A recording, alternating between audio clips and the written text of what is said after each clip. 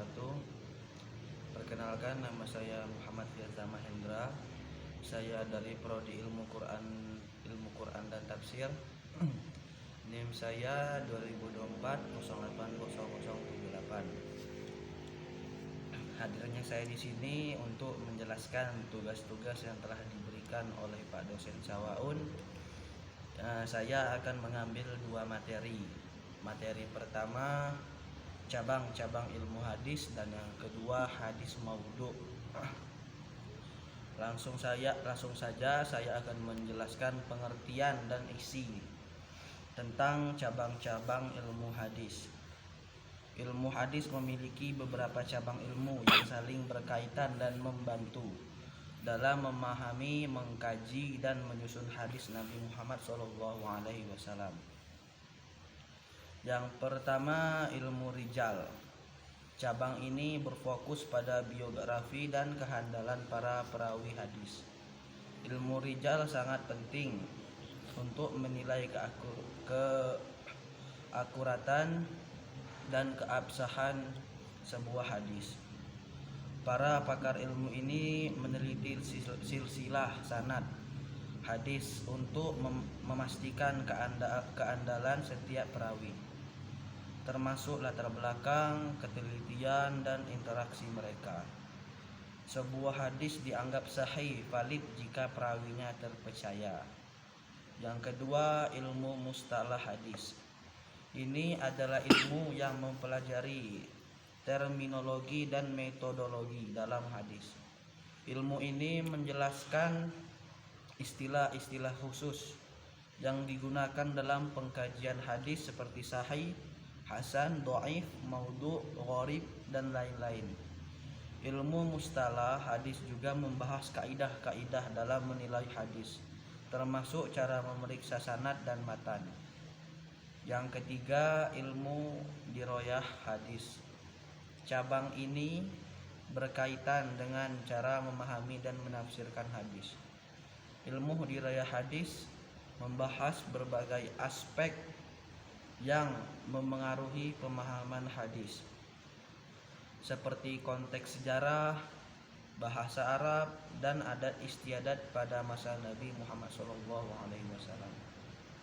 Ilmu ini penting untuk menghindari penafsiran yang keliru dan tidak sesuai dengan maksud hadis. Yang keempat, ilmu nahwu dan shorof. Meskipun bukan cabang ilmu hadis secara langsung, ilmu nahwu, tata bahasa Arab, dan shorof, morfologi Arab sangat penting untuk memahami teks hadis. Hadis disampaikan dalam bahasa Arab, sehingga penguasaan nahwu dan shorof sangat krusial untuk memastikan pemahaman yang akurat terhadap arti dan maksud hadis. Yang kelima, ilmu tafsir. Ilmu tafsir meskipun fokus pada Al-Quran, sangat berkaitan dengan ilmu hadis. Banyak hadis yang menjelaskan ayat-ayat Al-Quran, dan pemahaman hadis dapat memperkaya pemahaman tafsir Al-Quran. Sebaliknya, pemahaman tafsir dapat membantu dalam memahami konteks dan maksud hadis. Yang keenam, ilmu tarik, sejarah. Memahami konteks sejarah sangat penting untuk memahami hadis. Ilmu tarik membantu dalam memahami latar belakang sosial, politik, dan ekonomi pada masa Nabi SAW dan para sahabat, sehingga dapat membantu dalam memahami maksud dan tujuan hadis. Yang ketujuh, ilmu faraid, hukum waris. Beberapa hadis membahas hukum waris, dan pemahaman ilmu faraid sangat penting untuk memahami dan menerapkan hadis tersebut dengan benar. Ketujuh cabang ilmu ini saling melengkapi dan merupakan bagian penting dalam memahami dan mempelajari hadis secara komprehensif. Penguasaan ilmu-ilmu ini akan membantu dalam menjamin keakuratan, keabsahan, dan pemahaman yang tepat terhadap hadis Nabi Muhammad SAW. Habis itu saya akan menjelaskan yang kedua, yaitu hadis maudhu. Hadis maudhu adalah hadis palsu yang diada-adakan dan dikaitkan dengan Nabi Muhammad SAW. Hadis ini tidak memiliki sanad, silsilah periwayatan yang sahih atau bahkan sama sekali tidak memiliki sanad. Bahkan sama sekali tidak memiliki sanad. Isi hadis maudhu dapat bervariasi. Paham tuh? Mulai dari yang dampak baik dan islami hingga yang berisi ajaran sesat atau bertentangan dengan Al-Quran dan hadis sahih. Karena sifatnya yang palsu, hadis maudhu' tidak boleh diyakini dan diamalkan. Mengamalkan hadis maudhu' dapat menyesatkan dan merusak pemahaman ajaran Islam yang benar.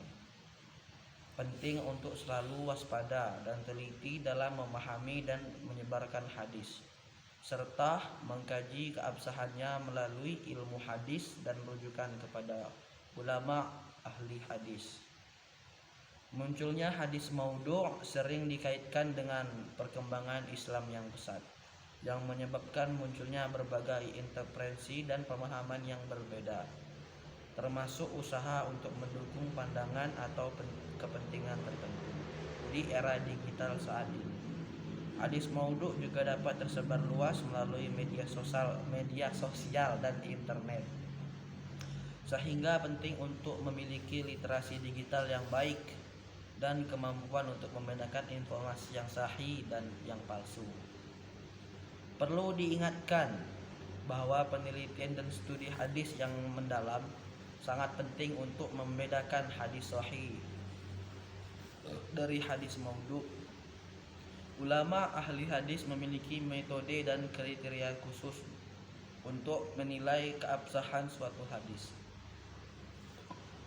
Oleh karena itu kita harus selalu berhati-hati dan merujuk pada sumber-sumber yang terpercaya dalam mempelajari hadis. Langsung saja kita akan membahas tentang urgensi ulumul hadis yang tentang semua makalah. Urgensi ulumul hadis sangat bagus untuk nasihat dengan memberikan landasan yang kuat dan sahih dalam menyampaikan pesan-pesan agama. Dengan memahami ulumul hadis, seorang dai atau siapapun yang memberikan nasihat, pengetahuan tentang ilmu rijal, mustalah, dan dirayah hadis memastikan bahwa nasihat yang disampaikan didasarkan pada hadis yang autentik dan terverifikasi. Hal ini menghindari penyampaian nasihat yang keliru atau bahkan penyesatan berdasarkan hadis palsu. Habis itu kita juga bisa dapat juga menjelaskan hadis dengan akurat dan tepat. Pemahaman tentang konteks sejarah, bahasa Arab, dan adat istiadat pada masa Nabi SAW memungkinkan menjelaskan hadis yang akurat dan sesuai dengan maksud aslinya. Ini mencegah penafsiran yang salah dan menghindari penyimpangan makna.